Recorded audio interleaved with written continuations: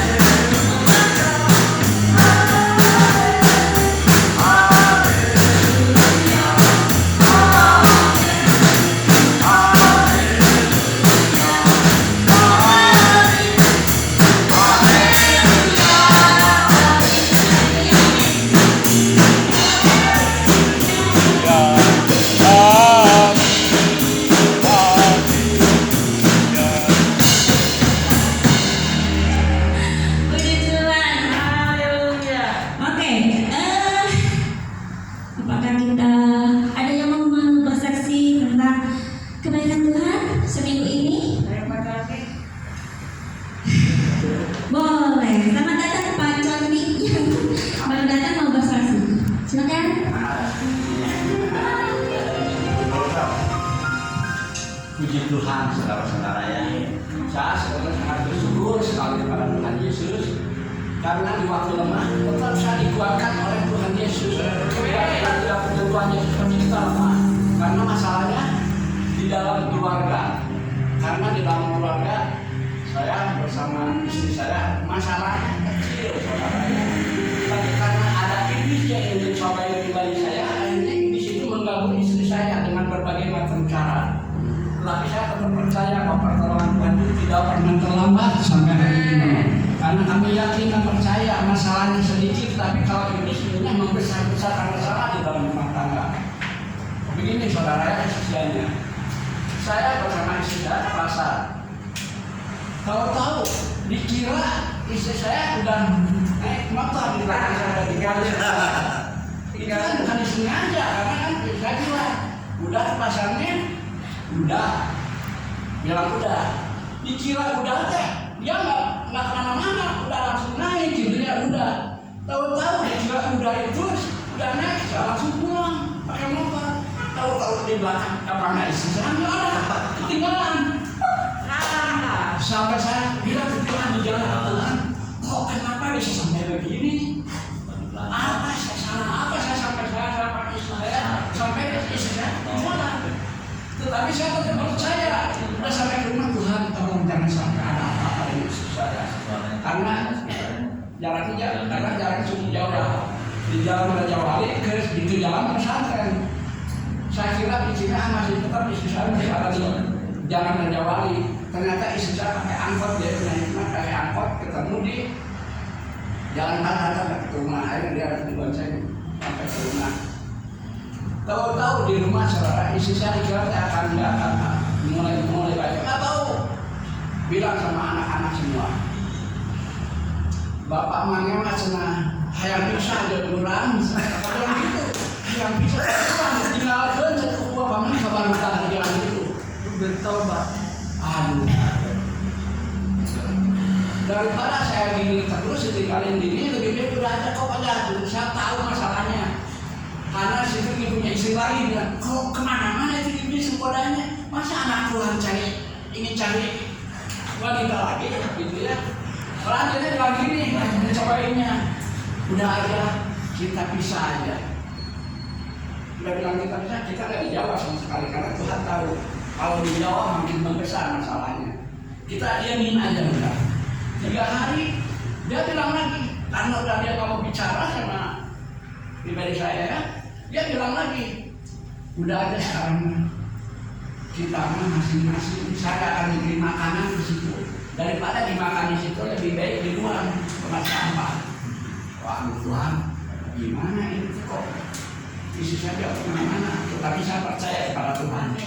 Kamu minta hikmat dari Tuhan. Tuhan bagaimana caranya? Tapi Tuhan tetap berbicara ya dalam hati saya. Kalau begitu jangan ada masalah, jangan dijawab masalah apapun titik, jangan dijawab aja. Itu aja yang Tuhan berikan sampai saat ini sampai dijawab gitu ya. Sampai saya datang ke tempat ini dia nggak mau ngomong, nggak mau bilang gitu ya, diam aja. Tetapi saya tetap percaya akhirnya Tuhan itu memberikan jalan keluar sama saya. Karena kalau di situ banyak dipikirkan, pasti akan sakit hati. Dan saya bilang ke teman-teman yang seumuran saya, udah biarin yang dipikiran. Karena kalau dipikiran kamu akan sakit hati, bisa stres. Jadi lebih baik kuatkan di situ. Jangan sampai lemah. Kalau sampai lemah di situ, nanti siapa yang akan mengobati situ? Kalau sampai sakit. Tetapi kami tetap percaya bahwa saya akan selalu sehat, kuat, dan saya harus betul-betul kuat. Jangan sampai lemah oleh sikit di situ.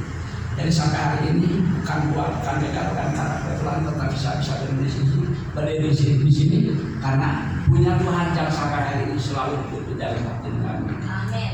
Ya itulah kesaksian saya. Namanya Pak, alamatnya di mana? Cucu berapa? Istri 1 kan? Di mana Bu? Namanya siapa? Alamat di mana? Kan mau berjemaah di sini kita. Jadi kalau ada apa-apa bisa ditelepon. Nama saya Pak Candi. Oh, kenalin nama saya dulu ya. Kalau nama saya Pak Candi. Pak Candi berapa? Tinggalnya di bumi asli. Anak berapa, cucu berapa? Bumi asli ya. Anak berapa, cucu berapa? Anak 4, cucu 6. Begitu. Cucu 6. Tapi untuk saat ini, walaupun saya banyak anak, cucu, tetapi karena pengaruh bisnis saya gitu ya, mulai saya kayak yang punya anak gitu. Kayak yang punya anak. Karena semuanya itu udah pro sama istri saya. Padahal saya mikir-mikirin apa, hari-hari lah masalah itu. Yang penting kita amat aja gitu ya. Jangan lagi. Kalau ada jangan lagi, kita akan stres, saudara ya. Semuanya akan stres kalau kita tak bisa amat jangan lagi. Jadi sampai hari ini saya bebas untuk kemana juga. Jangan istrinya. Saya ya. Kalau sekali waktu, kalau kita udah Pasti damai. pasti sekali waktu akan dibawa ke sini. Ya. Pasti itu akan dibawa kalau istri saya. Karena apa? Selama kita nggak dekat dengan Tuhan, kita nggak dengar firman Tuhan ya. Jadi akhirnya ada masalah dibesar-besarin. Tapi kalau kita sudah dekat ke sini mungkin gitu ya. Kalau orang dengar firman Tuhan pasti akan dikuatkan oleh firman Tuhan. Jadi di waktu kita lemah ada firman kan sedikit firman Tuhan itu berarti Tuhan sendiri yang sudah berbicara. Jadi sampai hari ini kami percaya bahwa saya bisa datang ke tempat ini diterima dengan baik-baik ya. Aduh puji Tuhan ya, saya sangat bersyukur sekali jadi ayah punya teman saudara seiman ya. Ya. Udahlah kesaksiannya saya.